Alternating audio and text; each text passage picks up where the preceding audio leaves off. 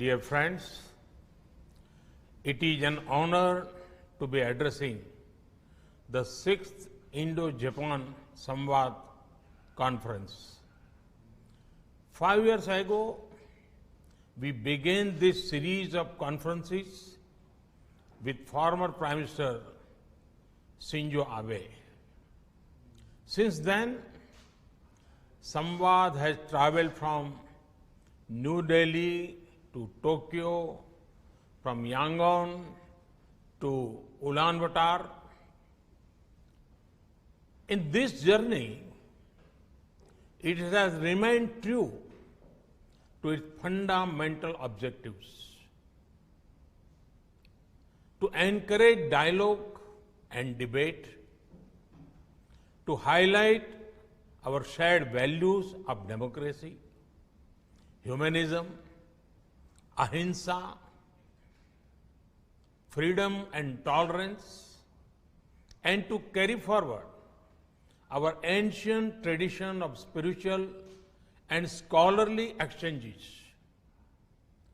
I would like to thank the government of Japan for their constant support to Samvad.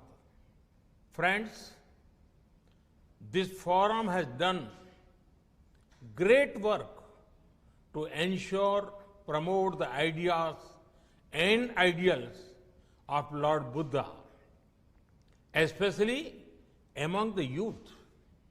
Historically, the light of Buddha's message spread out from India to many parts of the world.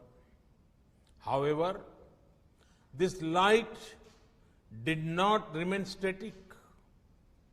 In each new place it reached, Buddhist thought continued to evolve further over the centuries. Because of the great treasures of Buddhist literature and philosophy can be found in many different monasteries across many different countries and languages. This body of writing is a treasure of humankind as a whole.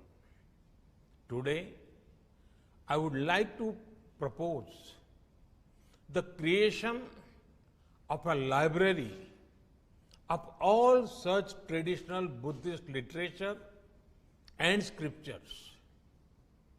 We will be happy to create such a facility in India and will provide appropriate resources for it. The library will collect digital copies of all such Buddhist literature from different countries. It will aim to translate them and make them freely available to all monks and scholars of Buddhism. The library will not only be a depository of literature, it will also be a platform for research and dialogue, a true samvad between human beings, between societies, and between man and nature. Its research mandate will also include examining how Buddhist message can guide our modern world against contemporary challenges. Challenges like poverty, racism, extremism, gender discrimination, climate change, and many others. Friends, about 3 weeks ago, I was at Sarnath. Sarnath is where Lord Buddha gave his first sermon after attaining enlightenment. This Jyotipunj emerged from Sarnath, spread across the world, embracing the value of compassion, nobility, and above all, Manav Kalyan, the good of entire humanity. And gently, peacefully, it changed the course of world history. It was in Sarnath that Lord Buddha spoke in detail about this ideal of Dhamma. Dhamma for him was more than a prayer and rituals. At the center of Dhamma are humans and the relation with fellow humans. Thus, it is most important to be a positive force in the lives of others. Samvad should be one that will spread the spirit of positivity, unity, and compassion across our planet. That too at a time when we need it the most. Friends, this is the first Samvad of a new decade. It is happening at a critical moment of human history. Our actions today will shape the discourse in the coming times. This decade and beyond will belong to these societies that place a premium on learning and innovating together. It will be about nurturing bright young minds who will add value to the humanity in the times to come. Learning should be such that furthers innovation. After all, innovation is the cornerstone of human empowerment.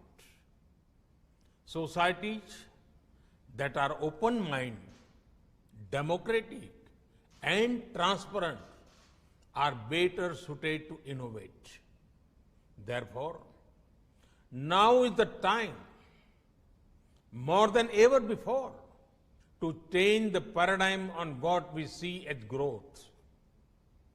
Discussions on global growth cannot happen only between a few.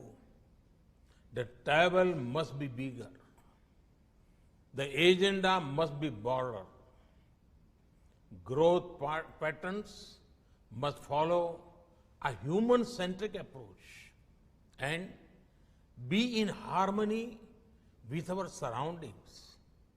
Friends, it is rightly mentioned in the Yamak Baggo Dhammapada, Nahi Beren Berani Sammantit Kudachan Averena Cha Sammanti Esha Dhammo Sandantano. Hostility will never achieve peace. In the past, humanity took the path of confrontation instead of collaboration. From imperialism to the world wars, from the arms race to the space race, we had a dialogues, but they were aimed at pulling others down. Now, let us rise together. Lord Buddha's teachings command the strength to turn the discourse from enmity to empowerment. His teachings makes us large-hearted. They tell us, learn from the past and work towards a better future. This is the best service we can do for our future generations. Friends, the essence of Samvad remains togetherness. Let Samvad bring out the best in us together. This is the time to draw upon our ancient values and prepare for the times to come. We must keep humanism at the core of our policies. We must make harmonious coexistence with nature at the central pillar of our existence.